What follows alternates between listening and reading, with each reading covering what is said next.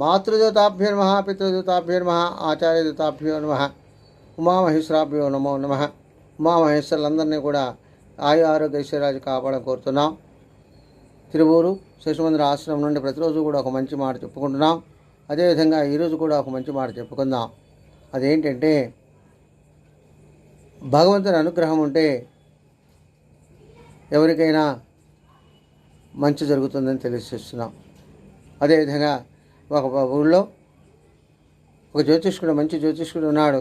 అతని చుట్టుపక్కల పేరున్నటువంటి జ్యోతిష్కుడు ఆయన దగ్గరికి ఒక జ్యోతిష్యం చెప్పించుకోవడానికి ఒక వ్యక్తి వచ్చాడట. ఆ వ్యక్తి జ్యోతిష్యం చూసి ఆయన జ్యోతిష్కుడు, ఈయన చనిపోవాల్సిన టైం ఉంది, అలాంటిది ఈరోజు వచ్చాడు కాబట్టి మరి నేనేం చెప్పాలో అర్థం కాలేదని ఒక వాయిదా వేసి రేపు ఉదయం నేను ఇప్పుడు చెప్పలేను అని అన్నాడట. అంటే సరేనని అతను వెళ్ళిపోతూ దారి మధ్యలో కొంత దూరం పోయేసరికి అతనికి వర్షం వస్తుందట. ఎప్పుడైతే ఆ విధంగా వర్షం వస్తుందో తల దాచుకోవడానికి అక్కడే దగ్గరలో ఉన్న పాడుబడ్డ శివాలయానికి వెళ్ళాడు. ఆ శివాలయంలో తను తలదాల్చుకుంటూ ఆయన చూసి ఆలోచించాడు, ఈ శివాలయం బాగు చేస్తే బాగుంటుంది, నాకు ధనం కనుక కలిగినట్లయితే నేను బాగు చేస్తాను అని అక్కడ ఆ భగవంతునికి అనుకున్నాడట. ఎప్పుడైతే ఆ విధంగా అనుకున్నాడో వెంటనే ఆ పందిరి కూలిపోయింది. ఆ పందిట్లో తన ఎప్పటి నుంచో ఉన్నటువంటి ఒక పామట ఆ పడిపోయినప్పుడు ఒక బండరాయి పడి అది చనిపోయిందట. ఆ విధంగా జరిగిపోయినా అది తను చూసుకోలేదు.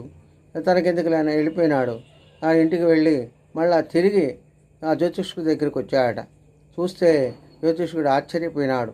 ఏంటంటే, తెల్లవారితే నేను చనిపోవాల్సిన యోగం ఉంది, అలాంటిది నేను చెప్పలేకపోయినాను, ఇతను ఎలా బతుకుంటాడు, కాబట్టి నేనేమైనా లెక్కలేమైనా తప్పేశానా అని తిరిగి 1-4 సార్లు చూసుకున్నా కూడా కరెక్ట్గానే ఉన్నది.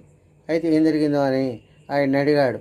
అయ్యా, నువ్వు వెళ్ళేటప్పుడు ఏం జరిగి ఉంటుంది, నాకు సత్యం చెప్పవలసింది అని అడిగాడట. అయితే అయ్యా, దారిలో వాన కురిసింది, ఆ వర్షంలో నేను తలదాచుకోవడానికి పాడుబడ్డ శివాలయం దొరికింది, అక్కడికి వెళ్ళాను. శివాలయంలో నేను మొక్కున్నాను, చూసి పాడుబడ్డది కాబట్టి నాకు గనక ధనం దొరికితే నేను బాగు చేస్తానని అనుకున్నాను. ఏమంటే అక్కడ పందిరి పడిపోయింది, ఆ తర్వాత నేను అక్కడి నుంచి వెళ్ళిపోయినాను అన్నాడు. అప్పుడు ఆయన అనుకున్నాడు, భగవంతుడి నిర్ణయం వల్ల ఇతనికి ఆయుష్ పెరిగింది, మంచి సంకల్పం జరిగినందువల్లనే ఇలా ఆయుష్ పెరుగుతుంది అని శాస్త్రాలు చెబుతున్నాయి, కాబట్టి ఇది యథార్థము అనుకున్నాడు. కాబట్టి మన యొక్క మంచి సంకల్పంలో మనకు మంచి జరుగుతుందని తెలియజేస్తున్నాం.